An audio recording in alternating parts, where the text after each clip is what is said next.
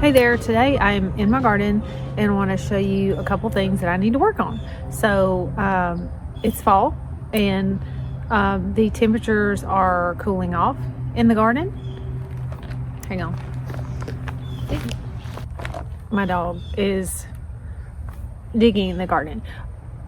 Okay, so anyway, back to what I was saying. I'm in my garden.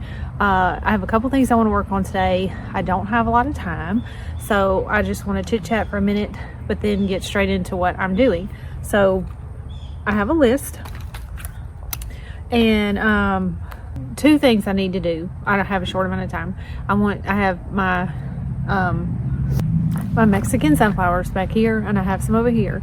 We had a storm. A couple of them have blown over, and I'm not ready to cut those down yet. So I'm gonna stake one of them with a trellis and put some string around it just to kind of keep it up for the pollinators a little bit longer.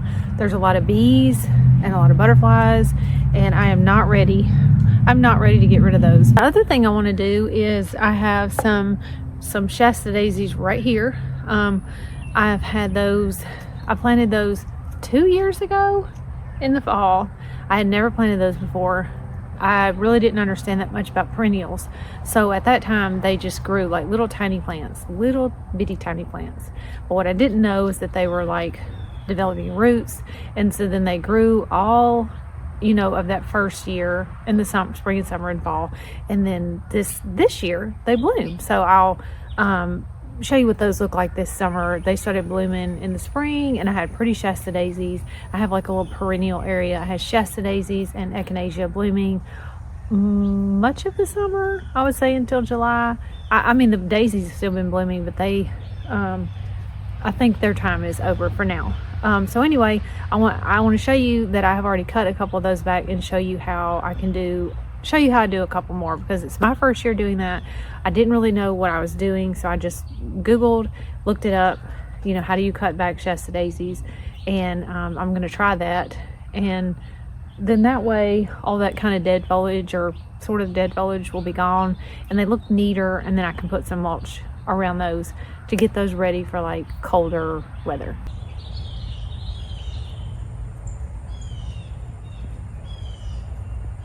Again, like I said, I don't have a lot of time. I'm taking like a little break to do this during the week. So I want to take care of staking up those Mexican sunflowers, which I have been enjoying all summer.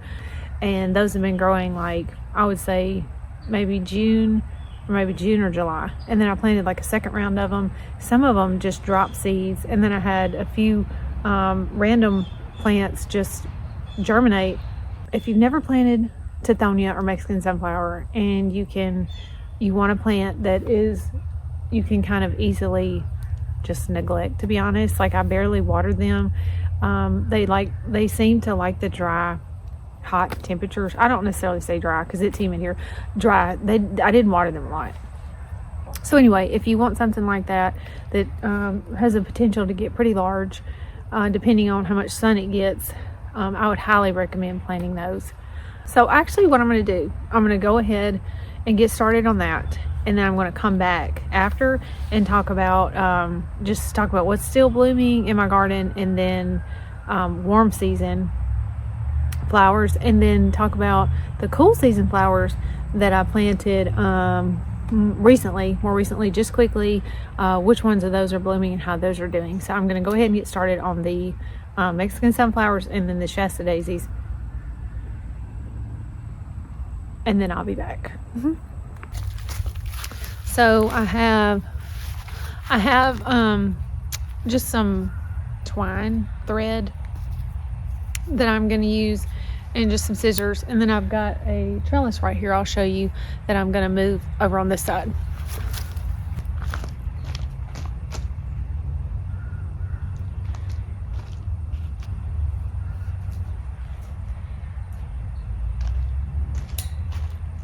Here is my trellis.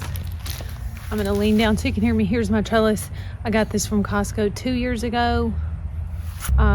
It was $20. I love it. I hope they get more at some point, and I'm definitely going to get another one.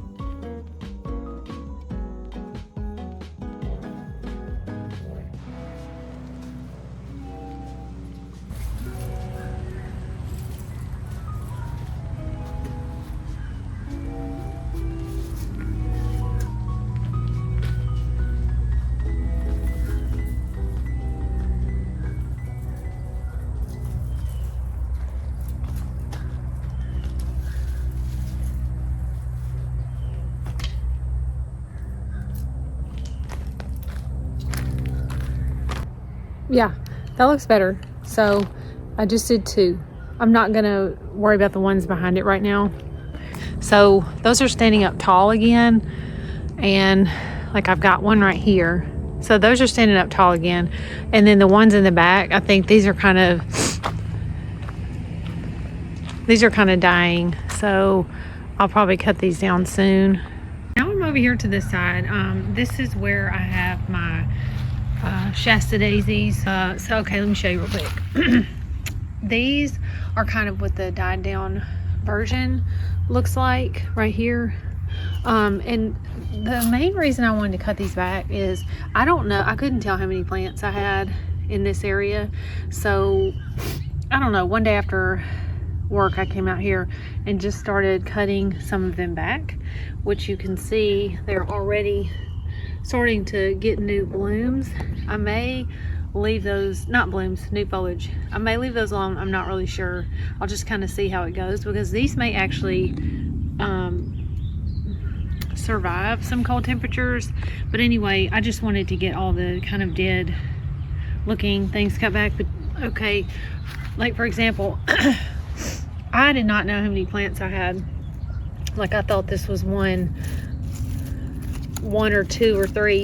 I think this is one whole like plant, and then this might be like an offshoot. And I'm not going to move these because they're very sturdy in the ground. If they start to crowd each other, I will. But this one right here it's kind of like not super sturdy. I may dig this one up and move it somewhere else. But I'm gonna cut these other ones back real quick and show you. Okay, so I have a little bucket right here that I'm gonna put the dead leaves in, and let me see. So all I did was just kind of go through here and start cutting some of this back. I have to be careful. Like, I would not say that snake season is over. I just saw a dead baby snake 3 days ago, so I have to be careful when I get into like a little area like this, because snakes like the garden. So this is really an experiment for me. You may do something different. This is what I'm going to try to do this year, just to see how this works.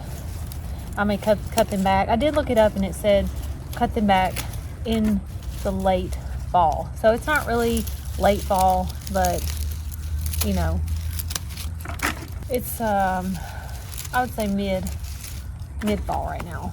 I'm gonna just keep cutting this back and show you what it looks like when I'm done.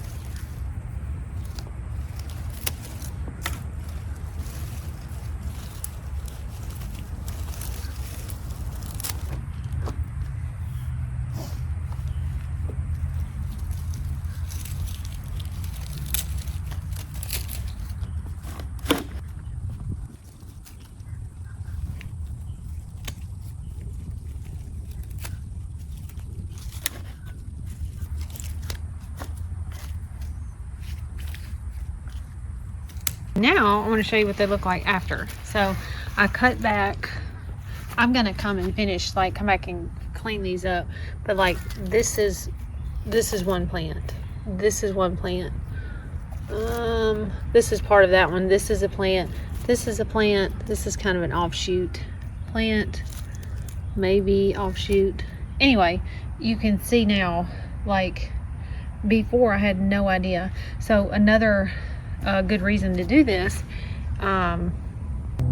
another good reason, so what I was saying is another good reason to do this is on the Shasta daisies, if I decide to say move 2 or 3 of them, I can kind of carefully dig those up and like space them out a little bit more, and then their roots would have time to get established before it gets too cold, and then that would give them, like, you know, a good start on getting established for next year. And then other thing I want to talk about was things that are blooming. I still have zinnias blooming. I had a little patch right here. I'm glad I planted those. They took forever to grow. This soil over here is like super heavy clay, but anyway, they're short. I have some on that side, and it's just like a nice little bit of color. Like I have purple and orange flowers in the garden right now for fall. Let's see, I still have cosmos blooming. I have some orange cosmos that I think just dropped seed. I didn't even plant those.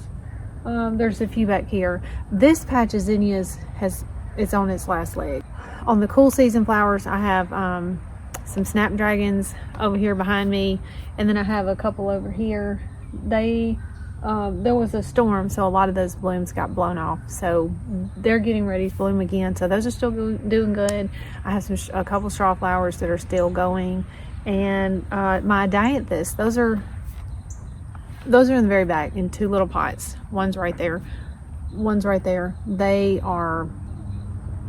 I need to deadhead those. So that's it for the cool season flowers. Anyway, I'm excited about November gardening. I have been sharing on here since March, and I can't believe that the beginning of the season, it's not really the end of the season for me, but the end of like the warm season, which is typically my favorite season, until October gets here, September, and then I start remembering, ooh, it's actually nice to be outside when it's not like blazing hot where you sweat the whole time you're out here.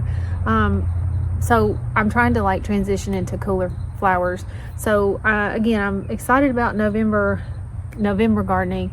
Some things I have planned to do this fall and like early winter are leaf mulch. I'll share that process when I get to it. The leaves are going to fall in my backyard, probably not until December, and then I can, you know, show you that process where I use it for mulch in the winter.